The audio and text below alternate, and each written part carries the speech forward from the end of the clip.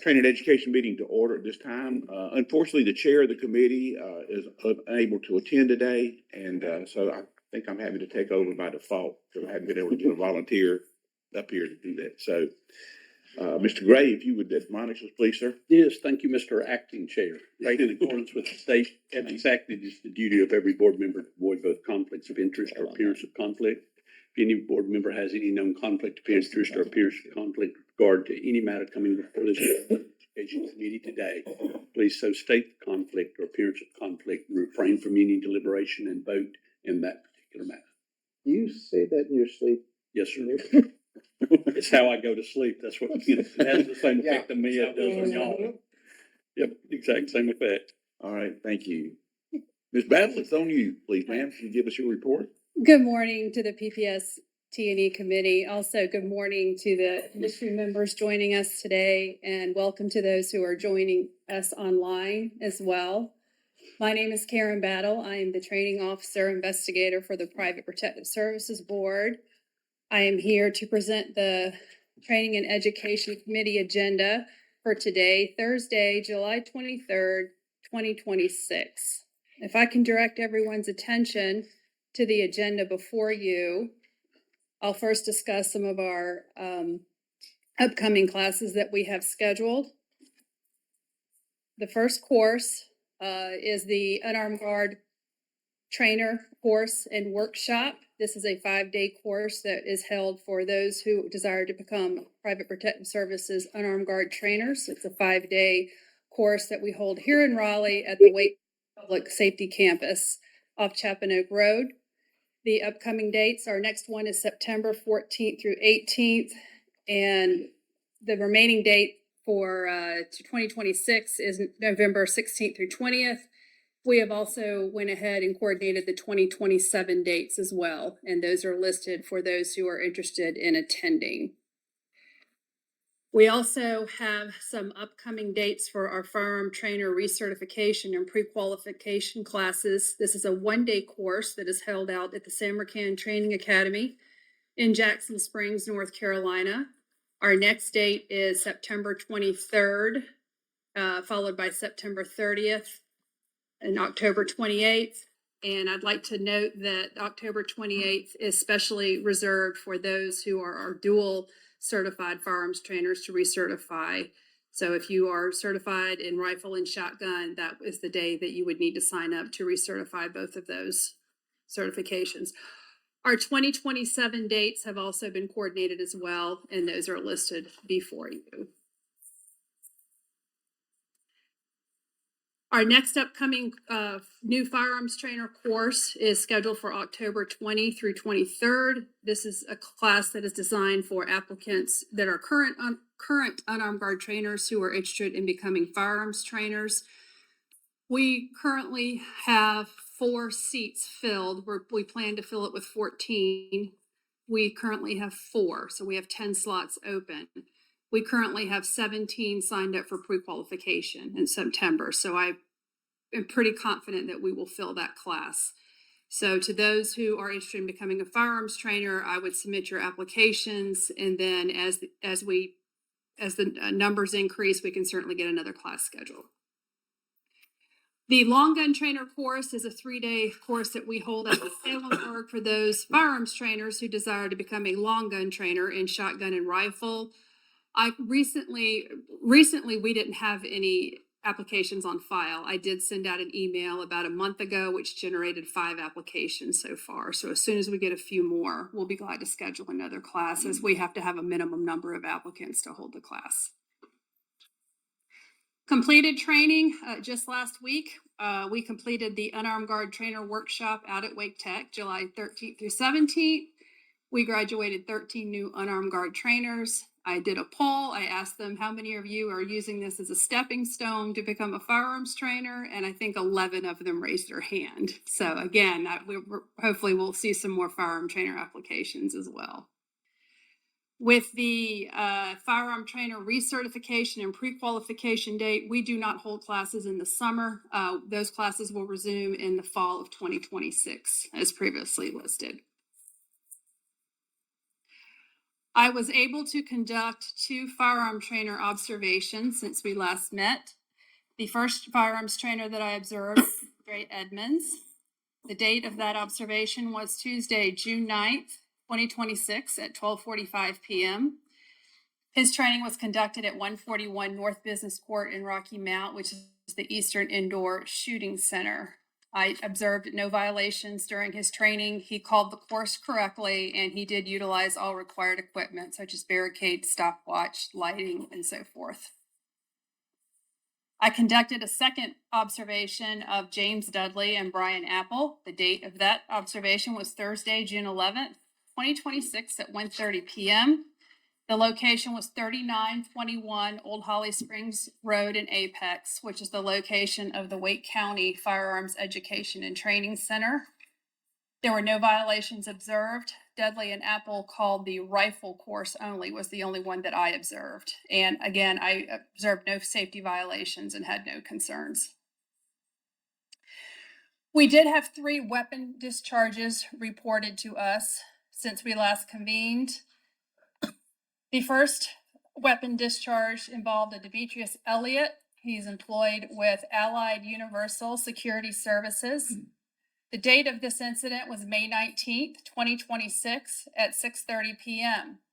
The location of the incident was Harnett Correctional Institution located at 1210 East McNeil Street in Lillington, North Carolina. The weapon involved was an M&P 9mm. And when the incident occurred, he was an active armed registered guard.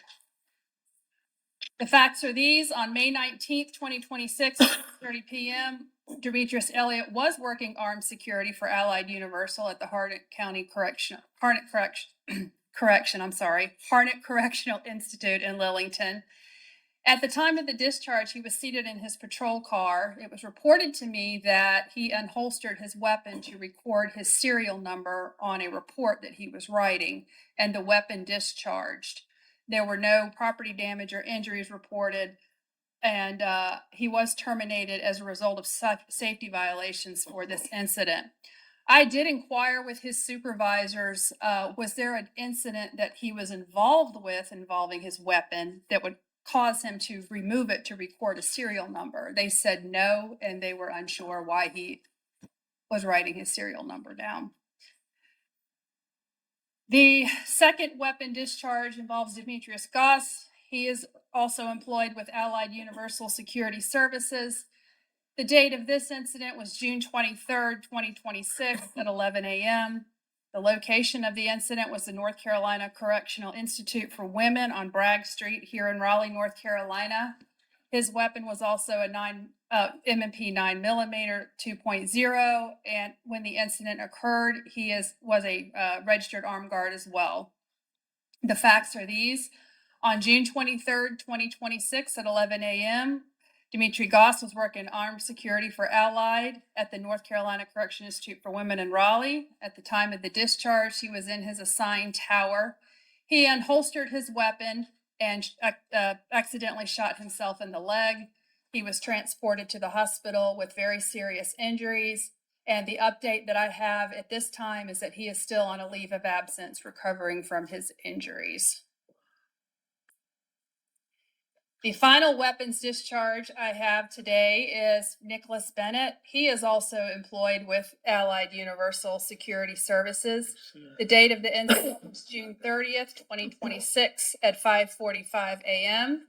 The location of the incident was the Southern Correctional Institution located at 272 Glen Road in Troy, North Carolina.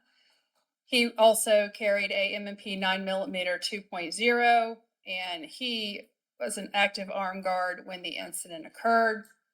The facts are these. On June 30th, 2026 at 5:45, Bennett was working armed security for Allied at the Southern Correctional Institute in Troy. During shift change, he reported to his duty station outside near Tower 1.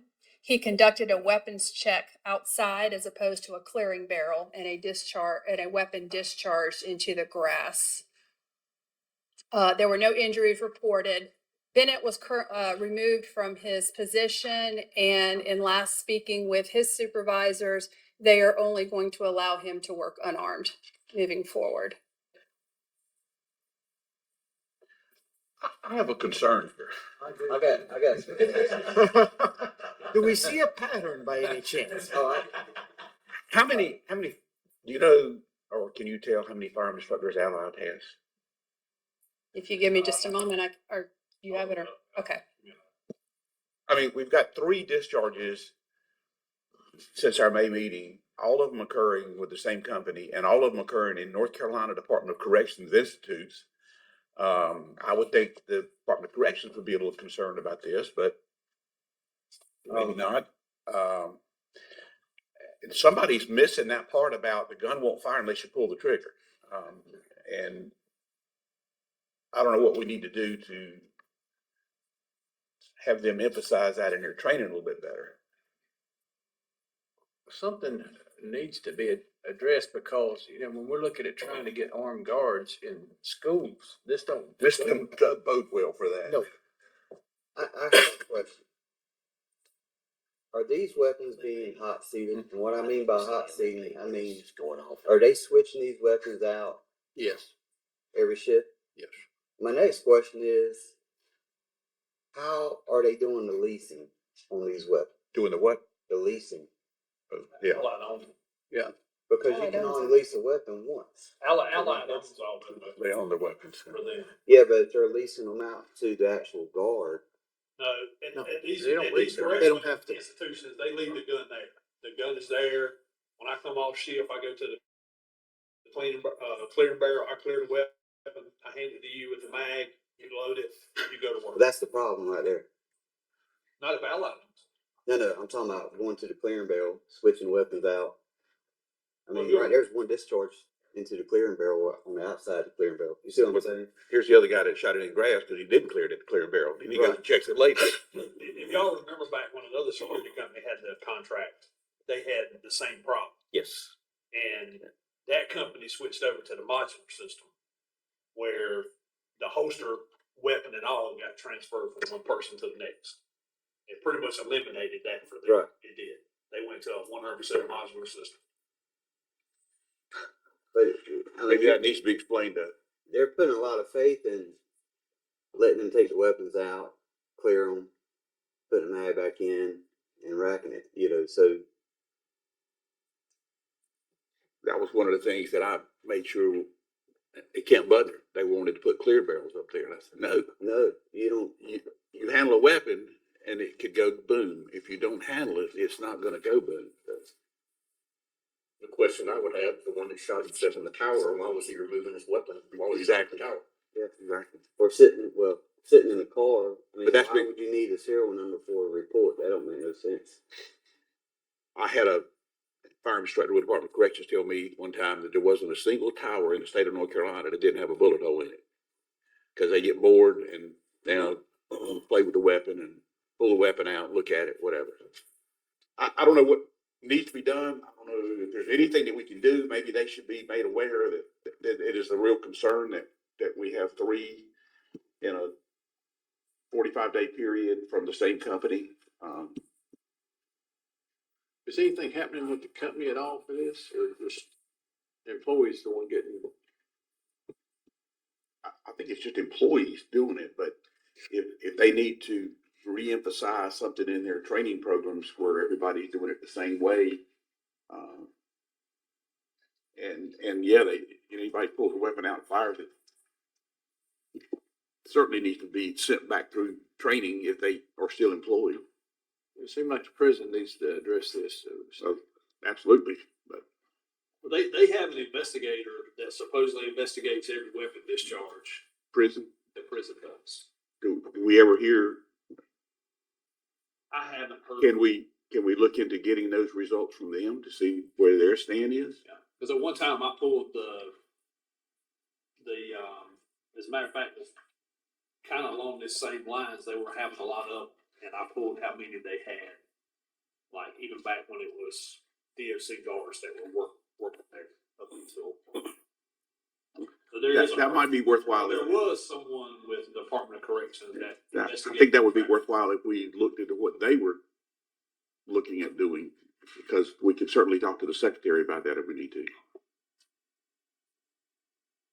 Well, the next thing we're gonna look at is when somebody gets killed because of it. Yeah, exactly. It needs to be stopped now. Anything else, Ms. Battle? No, sir, not this time. Any questions? Ms. Battle? Okay, thank you, ma'am.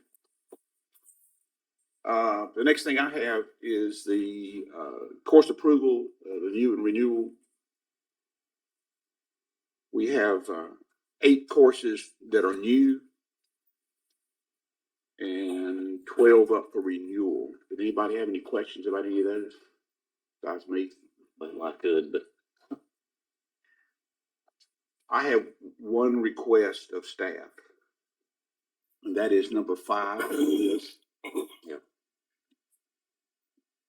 Which is the NCPPSB rules, portal navigation compliance, that the staff see the entire lesson plan, review it, and the PowerPoint to make sure it is absolutely correct.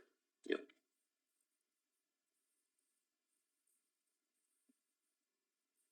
Okay. Anybody have any questions about any of the other? Let's start with the new ones first. We have, computer voice stress analyzer. Second, computer voice stress analyzer examiner's recertification. Third is, tactical emergency casualty care for security professionals. Criminal defense investigation rights, evidence and process. The one I just mentioned, the NCPPS rule, portal navigation compliance. Number 6 is fire watch and fire safety. Number 7 is comprehensive security guard tactical operations and de-escalation program.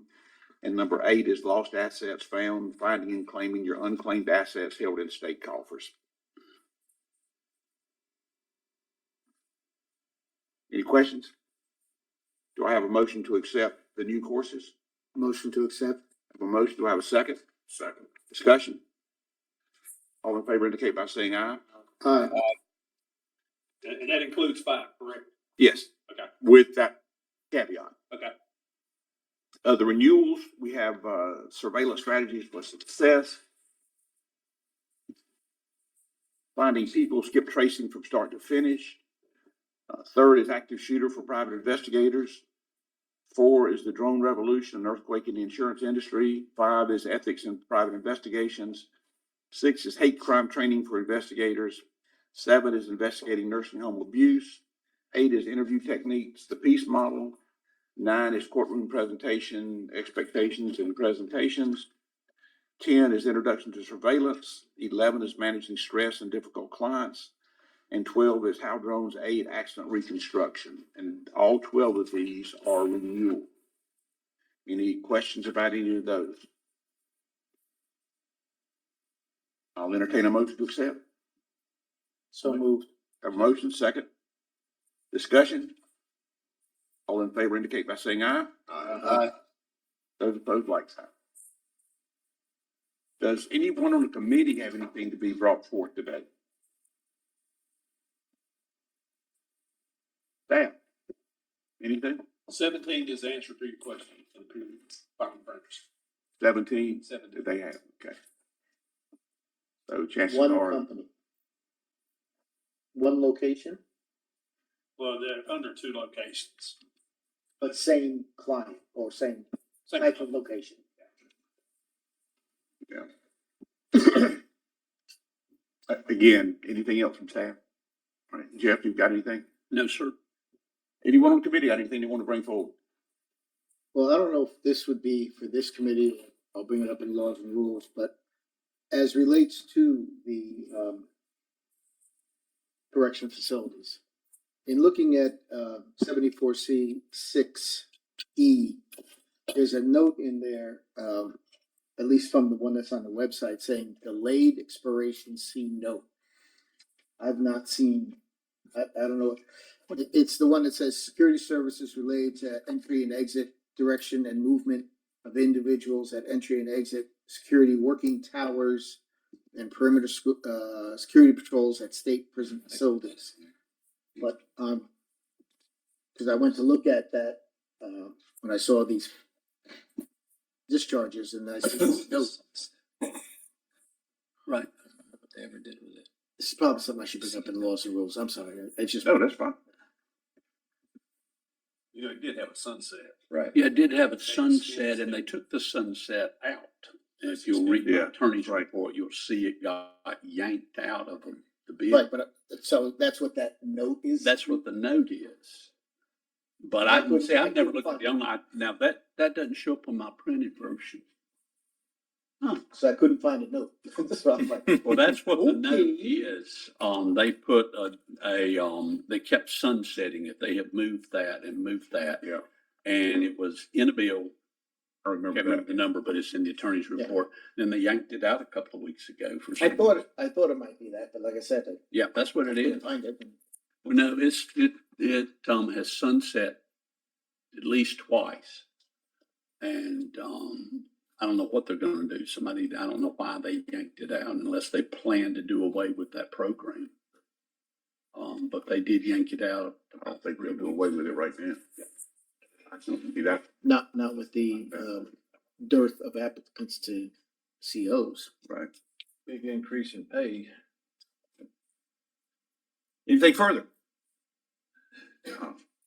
I'll entertain a motion to adjourn.